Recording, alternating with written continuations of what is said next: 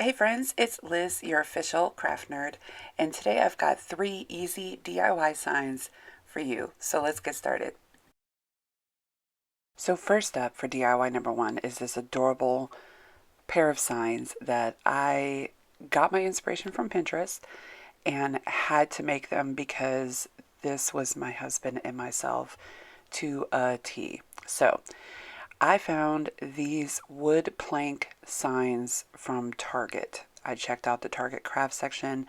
These signs are amazing. So using my roller brush, I am just going to put a coat of Rust-Oleum linen paint on these signs, both of them. And I'm getting the edges as well. And all you need is one coat, you guys. These signs were perfect with taking the paint. I absolutely loved them. My next step is I am going to cut out a stencil using my Cricut Joy. Now, I am a Cricut fan and I haven't used my Joy as much since I bought it a year ago, but I thought for the space and the time, it was a perfect little tool to help out here. So I cut out my stencils using this vinyl, and I will link the vinyl in my description box below if you're interested in this as well. And I basically, all I did was cut out the letters of what I plan to stencil on there. And so you can see me weeding through and pulling up the letters off of the vinyl. And then I'm going to remove the vinyl and stick it on my sign and try to line it up as evenly as I can.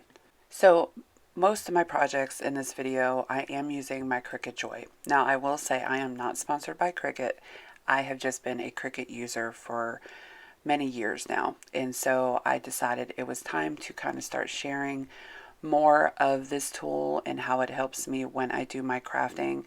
But if you don't have a Cricut, don't worry. There are plenty of ways that you can create signs like these without the Cricut.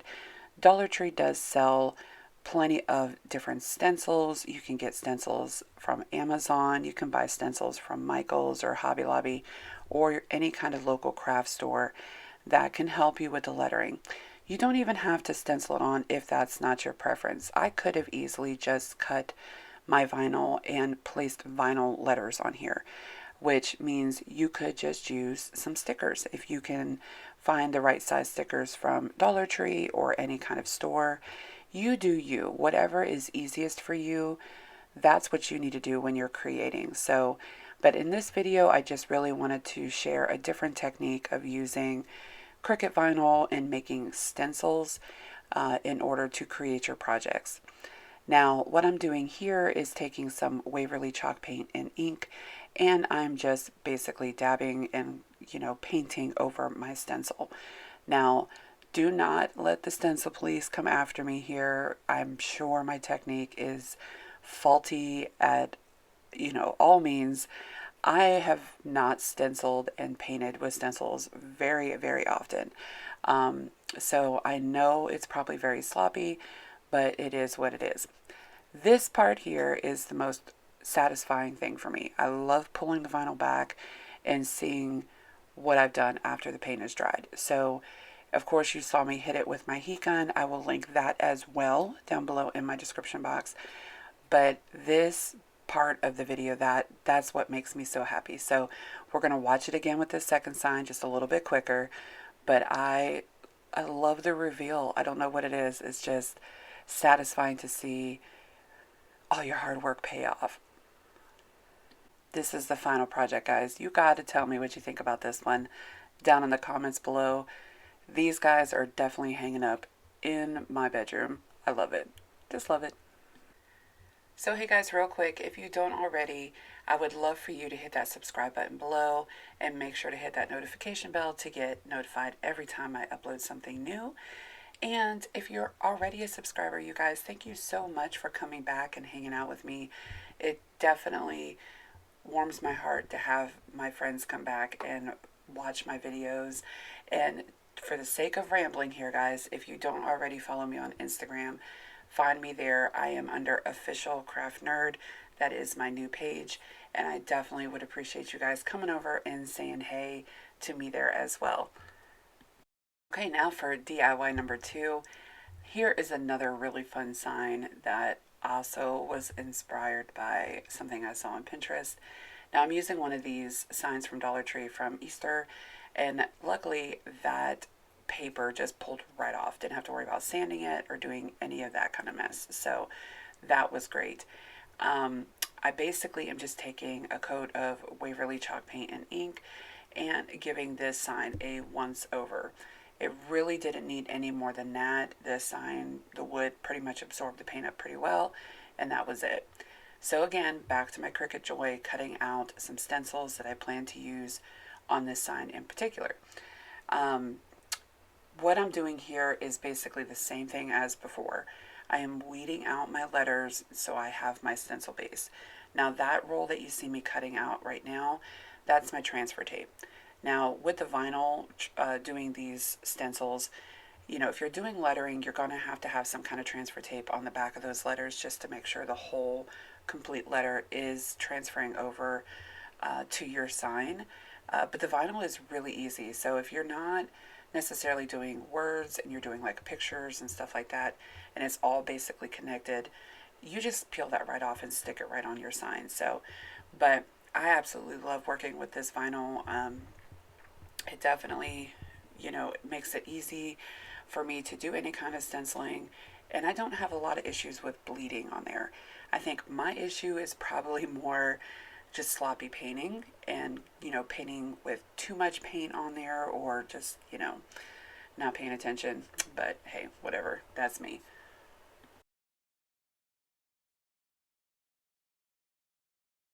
So for the middle lettering, I'm using Waverly chalk paint in crystal. It's kind of a light blue color. I definitely love this color. And for the other letters, I am going to use just the Waverly chalk paint in white. Um, I have all intentions to distress this, so I wasn't too worried about it being too bright, because if you guys know me, you know I'm not a big fan of bright colors and whites and stuff like that. I like things kind of toned down. So, but for this sign, it worked out perfect.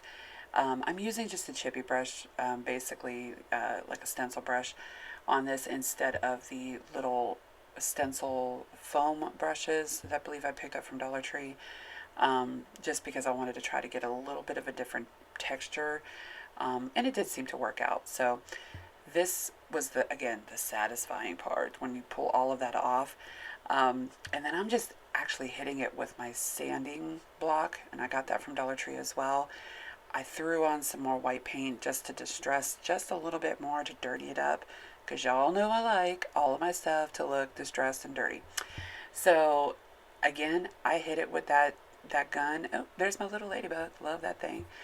And I'm just going to throw on some twine. There was no extra fancy fluff on this. I just wanted it simple, hanging in my laundry room, and I love how vintage this turned out. It looked fantastic, and my husband absolutely loves this because y'all, ain't it the truth?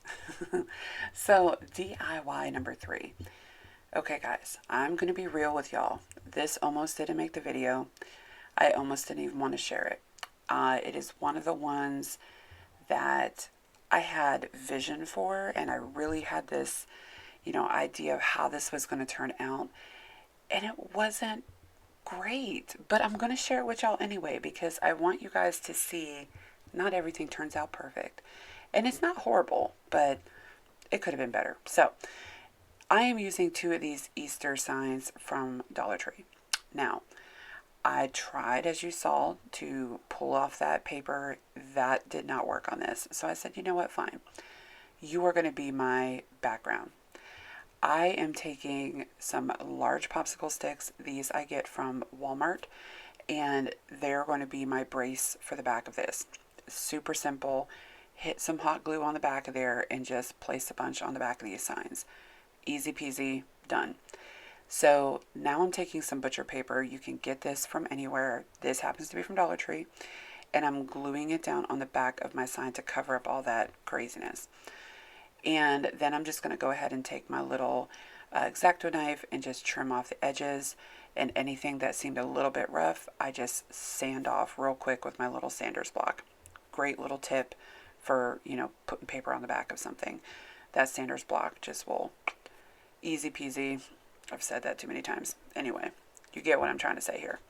So now that the back is done, I am going to, well, after I'm done playing with my ladybug here, I am pulling out colors of the rainbow.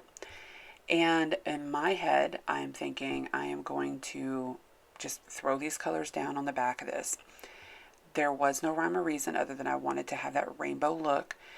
And because I plan on painting over this. Now, stay with me, guys.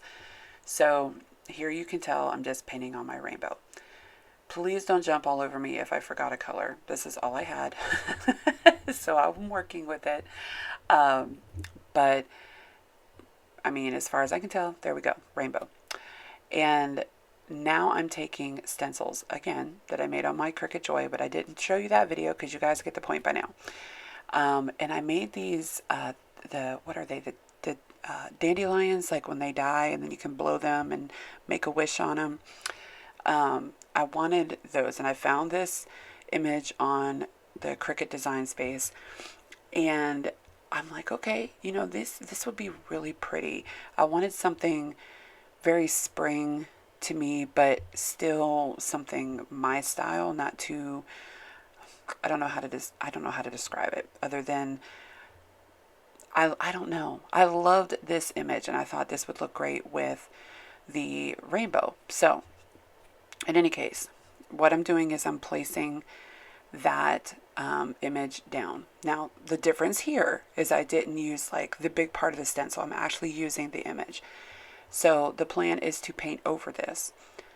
I'm using my Waverly chalk paint ink. This is where I screw up. Do you see how much paint I put on this sign? Oh my gosh, you guys. That is a ridiculous amount, like totally overkill. And I knew it as soon as I put down that first blob and then continued to add more. Oh my gosh, Marquez. Okay. So obviously there you saw me scraping that stuff back into my jar because y'all know that Waverly chalk paint is not that cheap. So I'm about to save as much of it as I can. Because I put so much on there, I had to hit it with that heat gun for quite a bit, just trying to get that to dry up. But once it was dry enough, what you see me doing here is pulling off that vinyl because I wanted it to reveal the rainbow colors underneath. And you can see it here. It looks great. Like I absolutely loved how that effect showed up underneath the paint. Now, where my problem with this came in was I wanted to sand it down, and I thought that by sanding it down and roughing it up, it would bring up some of that black chalk paint and you could see more of the rainbow underneath. That didn't happen. I sanded and sanded and sanded, and it did not take that black off of there. So I believe it's because I put way too much chalk paint on there. So lesson learned, that was just too much paint on there, and probably the design could have been better. It could have been a bigger image or some letters and whatnot, and it would have looked awesome. I think the technique would have been, it is a great technique, but here's the final product. And you can see, guys, it's like, it's very subtle. In the daylight, in the sun, it's very bright. This video really doesn't give it justice, but the idea was there. So you have to tell me what you guys think. Again, I was honest. It wasn't my favorite, but you know. In any case, guys, that's it. Thank y'all so much for hanging out and watching. And until next time, stay safe.